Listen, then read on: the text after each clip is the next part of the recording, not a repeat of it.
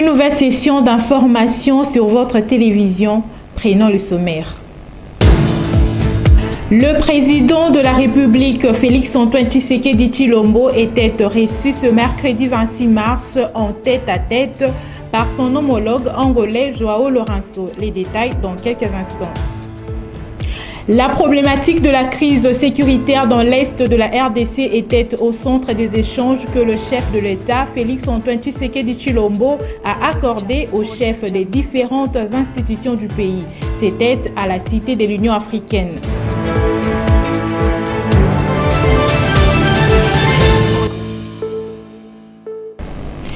D'entrée des Jeux tête-à-tête ce mercredi 25 mars 2025 à Luanda, la capitale angolaise, entre le président de la République démocratique du Congo, Félix-Antoine Tshisekedi Tshilombo, et son homologue angolais, João Lourenço. En effet, cette rencontre bilatérale intervient juste après celle qui a eu lieu récemment à Doha, au Qatar, entre Félix-Antoine Tshisekedi Tshilombo et Paul Kagame, laquelle a débouché au désistement de la médiation angolaise sur la problématique de la crise sécuritaire qui sévit dans la partie orientale de la RDC. Il est à souligner également que cette entrevue serait organisée sur fond d'un contexte diplomatique sensible marqué par la reprise d'un dialogue direct entre le président congolais Félix-Antoine Tshisekedi Tshilombo et le Rwandais Paul Kagame. Nous y reviendrons avec force et détails dans nos prochaines éditions. En outre, l'évaluation de la situation sécuritaire dans la partie orientale de la RDC a été au centre de la réunion interinstitutionnelle qu'a présidé le garant du bon fonctionnement de toutes les institutions de la République démocratique du Congo, Félix-Antoine Tshisekedi Tshilombo. C'était le mardi 25 mars dernier à la Cité de l'Union africaine. À cet effet, le speaker de la Chambre basse du Parlement, Vital Kamerhe, a fait le compte rendu. Le président de la République, chef de l'État, son Excellence Félix-Antoine Tshisekedi Tshilombo, a réuni autour de lui les chefs de corps, les chefs des institutions, dans ce que nous appelons la réunion interinstitutionnelle. 3 points étaient inscrits à l'ordre du jour de cette réunion, à savoir la question situation sécuritaire dans notre pays. Et le premier point comprend 3 sous-points.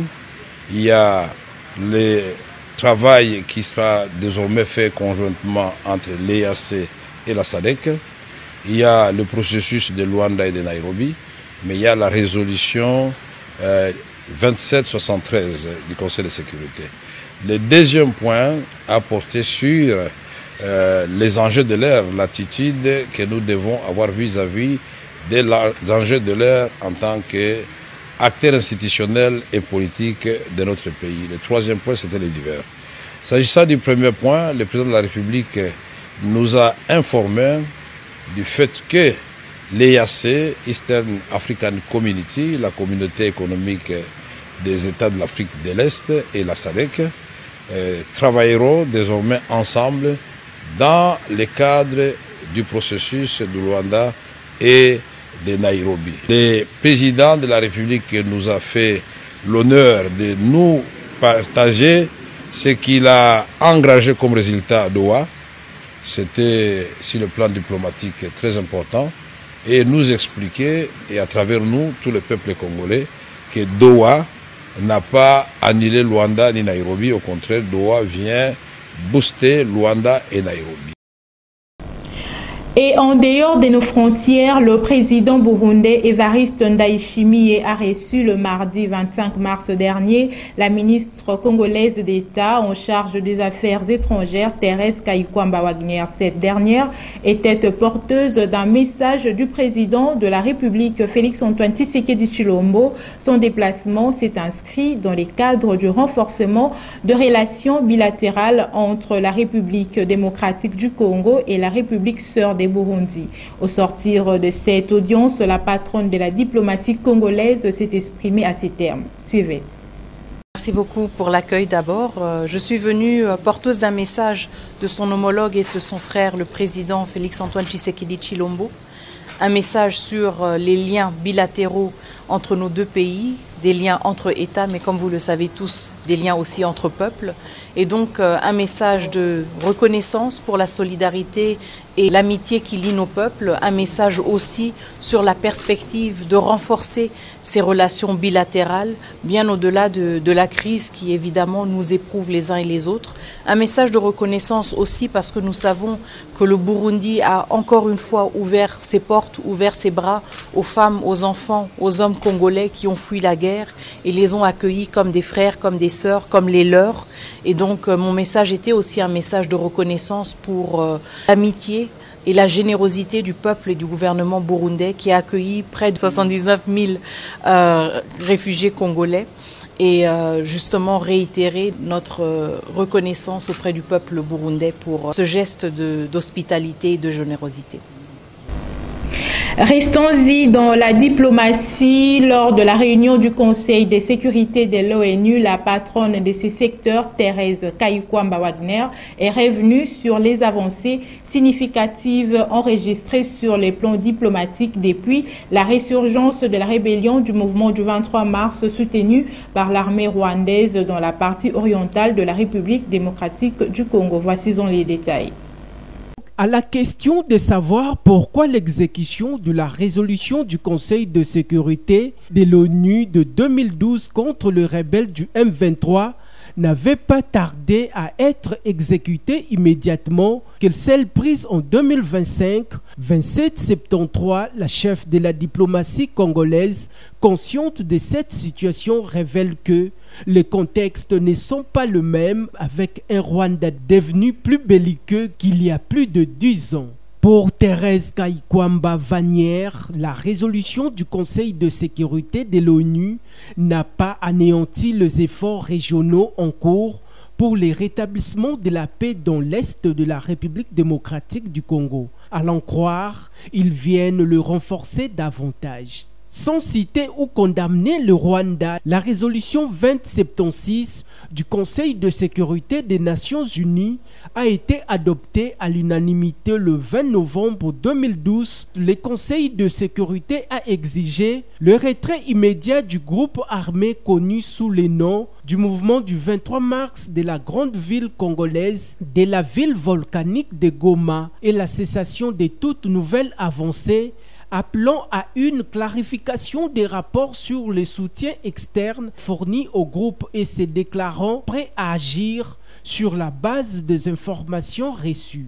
Cette résolution a été exécutée le plus vite possible en contraignant les rebelles du M23 à quitter directement la ville de Goma, chef-lieu de la province du Nord Kivu. Portée par la France, la résolution 2773 appelle le rebelle du M23 à cesser immédiatement leur offensive dans l'est de la République démocratique du Congo et demande aux forces rwandaises de cesser leur soutien aux groupes armés et de se retirer du pays.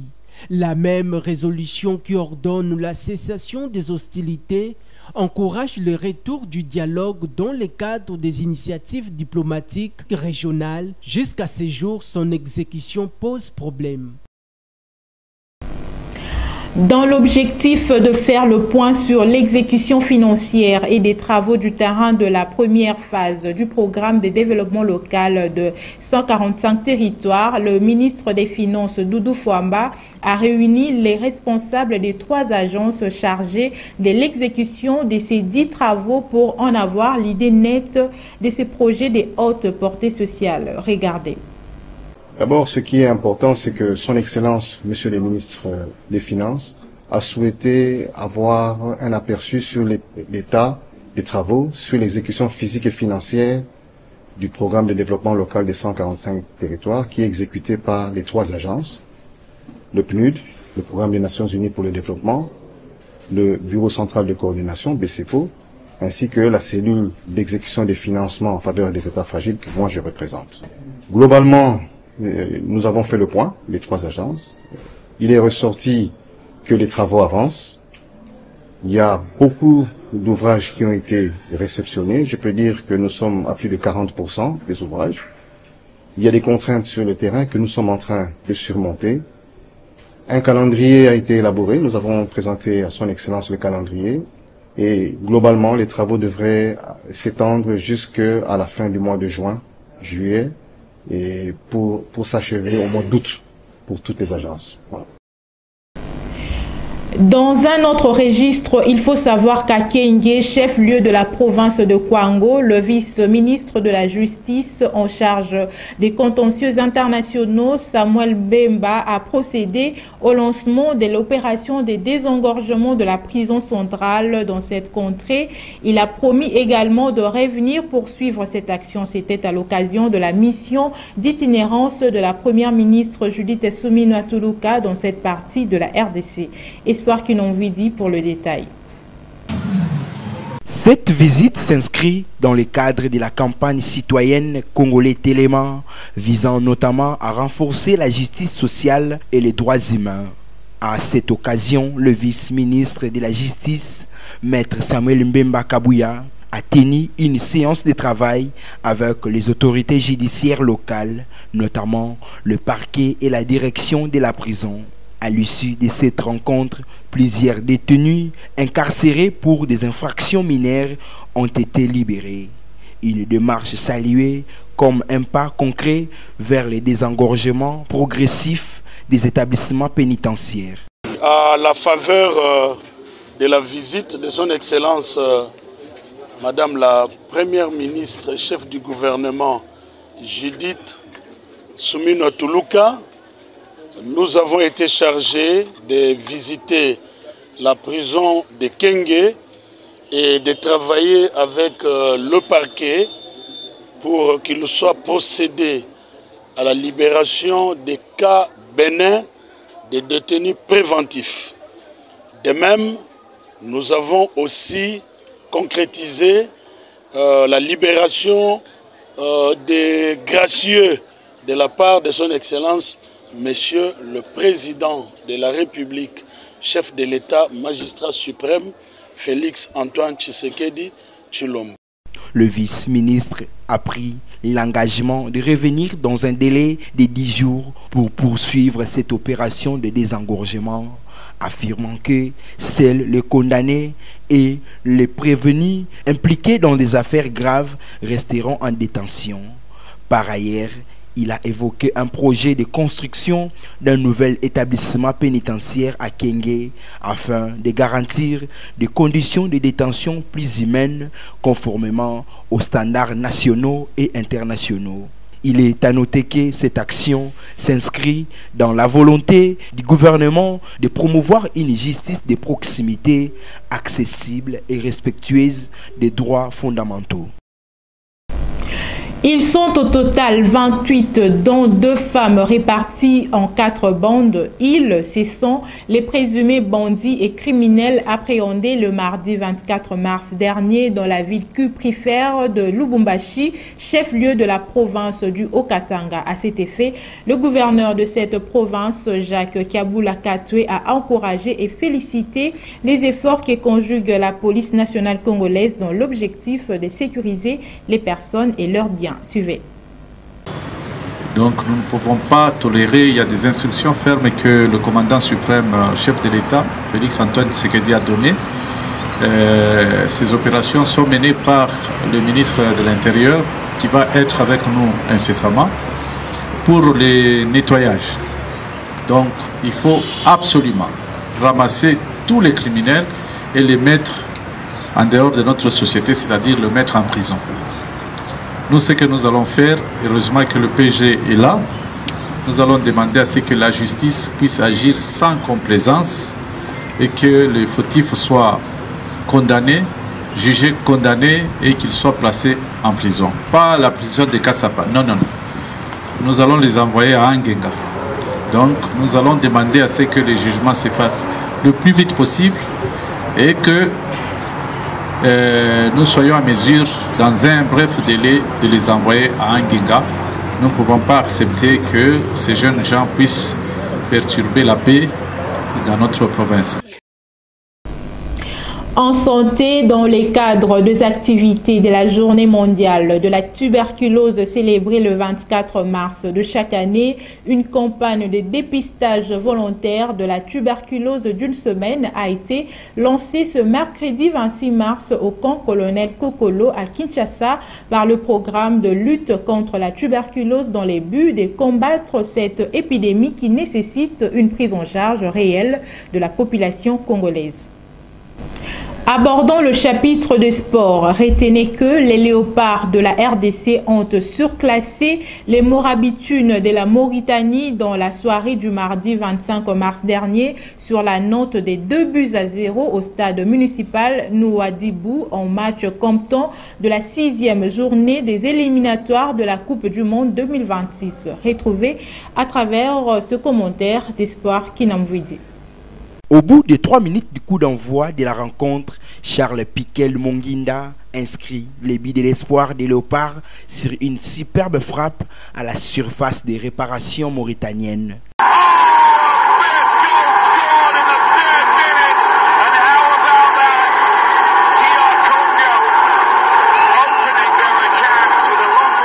En but à 0, la sélection nationale de la RDC mène à la pause.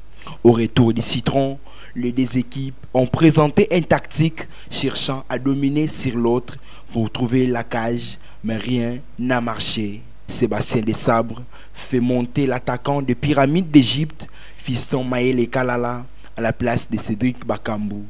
Et le nouvel entrant inscrit le but du break à la 83e minute permet aux léopards de battre les Mourabitines au stade municipal de Nouadhibou et se positionne premier du groupe B avec désormais 13 points, laissant derrière eux les Lions de la Teranga qui partagent le même point avec les Crocodiles du Nil, soit 12 points à chacun. Dans l'autre affiche du groupe, le Sénégal a surclassé les Togo sur une note de 2-0. Par contre, le Soudan du Sud a tenu en échec le Soudan aux ultimes minutes du jeu. Un but partout, score qui a sanctionné cette rencontre. Fin de la trêve internationale de mars pour la 5e et 6e journée des éliminatoires mondiales 2026. Les Congolais vont croiser le Sénégal et le Soudan du Sud en septembre prochain pour le match de la 7e et 8e journée afin de finir cette campagne au mois d'octobre de cette même année avec le Togo et le Soudan. Parlons cette fois-ci des valeurs nutritives. Que savez-vous du sésame? Découvrons ensemble à travers la voix de Ruth Mboua dans ses commentaires. Le sésame est une plante annuelle de la famille de Pédaliciae, largement cultivée pour ses graines. Elle aurait été domestiquée dans le sous-continent indien et il est même probable que ce soit la première plante oléagineuse à avoir été cultivée. Le sésame est principalement cultivé dans les régions tropicales, subtropicales et tempérées chaudes d'Afrique et d'Asie. Il connaît un fort développement dans le pays subsahérien du fait de sa culture facile et des faibles coûts de production. Cette petite graine oléagineux au délicat goût de noisette est utilisée partout à travers le monde. Le sésame est un trésor de bienfaits nutritionnels. Le sésame fait partie des aliments les plus riches en antioxydants. Ces oxydants ont la capacité de protéger les cellules du corps de l'effet néfaste de radicaux libres. Ces derniers sont impliqués dans l'apparition de maladies liées au vieillissement, de certains cancers et de maladies cardiovasculaires. Les principaux antioxydants du sésame sont la vitamine E, le sésamol, le sésaminol et les tocophérols. Il provient à certains cancers de la femme. Le sésame est particulièrement riche en lignanes, des composés végétaux à l'effet proche de l'hormone sexuelle féminine. Outre ses précieux lipides, le sésame est considéré comme l'un des aliments les plus complets en raison de grandes variétés de micronutriments qu'il contient. Côté minéraux, il est ainsi particulièrement riche en calcium, en magnésium, phosphore, potassium, fer et zinc. Côté vitamines, il contient de la vitamine E en grande quantité, ainsi que de vitamines B1 et B6 en quantité appréciable. Le sésame est également source de vitamines B2 et B3 et des folates. Rappelons par ailleurs que le grain de sésame est ce qu'on appelle en lingala le wangila. Il est très nutritif et très bon pour la santé de toute la famille. En météo, demain matin, le jeudi 27 mars 2025, le brouillard fera son apparition dans la ville-province de Kinshasa. La température dans la capitale congolaise sera de 22 degrés Celsius. La force du vent oscillera aux alentours de 4 km par heure, tandis qu'à l'après-midi, attendez-vous à de la pluie car la température atteindra les 28 degrés Celsius, mais la température ressentie sera plus chaude, soit 32 degrés Celsius. Enfin, dans la soirée, le brouillard fera son apparition et la température retombera à 21 degrés Celsius.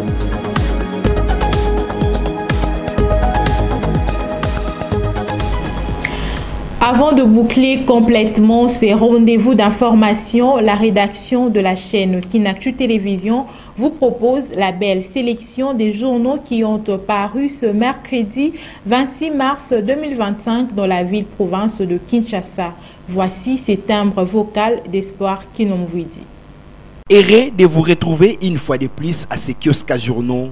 Félix Tshisekedi, Doha, na Anile, ni Luanda, ni Nairobi. Titre les quotidiens Forum des As à sa une.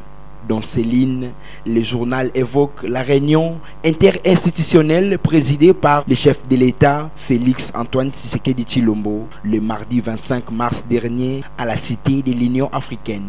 Cette réunion, qui a connu la participation des chefs des institutions de la République, a porté essentiellement sur la question sécuritaire du pays. La rencontre entre Félix Tshisekedi et Paul Kagame à Doha au Qatar, le processus de Nairobi et de Luanda, la résolution 2773 du Conseil de sécurité des Nations Unies, ainsi que les consultations pour la formation du gouvernement d'union nationale. De son côté, la tempête des tropiques souligne en grand RDC-RCA, renforcement de la coopération militaire.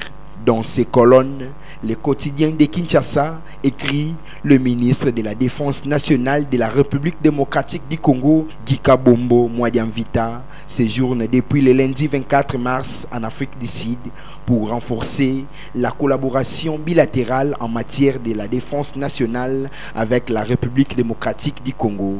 Cette visite, qui s'étend jusqu'au 27 mars, vise à renforcer et à améliorer les relations bilatérales de défense de longue date entre l'Afrique du Sud et la RDC.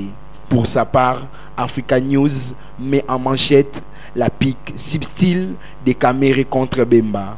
Dans son contenu, le journal a épinglé l'inquiétude de Vital Kaméré face à la montée des extrêmes au sein de la majorité au pouvoir, susceptible de tout compromettre. Le speaker de l'Assemblée nationale s'est montré vent debout contre les sorties médiatiques et publiques intempestives de certains sociétaires de l'Union sacrée avec la démarche visant la cohésion nationale. Dans son second titre, le tri-hebdomadaire de Kinshasa revient sur les deux décrets signés par la première ministre Judith Suminwa, inspirés par les États généraux de la justice, qui titre Mutamba tient deux réformes judiciaires majeures.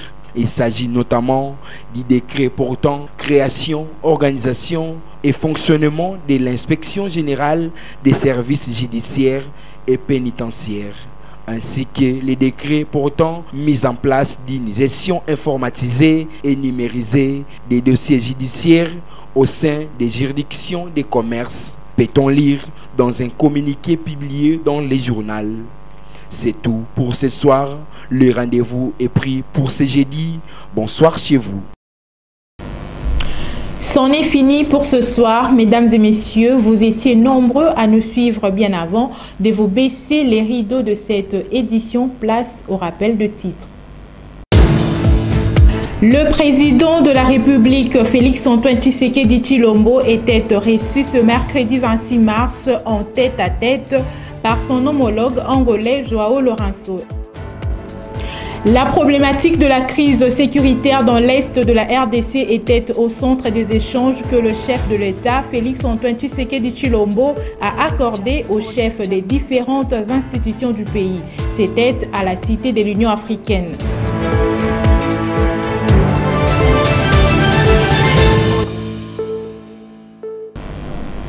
Merci infiniment à la confiance renouvelée. D'ici là, portez-vous bien. Excellente suite des programmes sur nos antennes. Je vous retrouve prochainement avec la même ferveur. Que la paix des dieux règne au pays. Au revoir.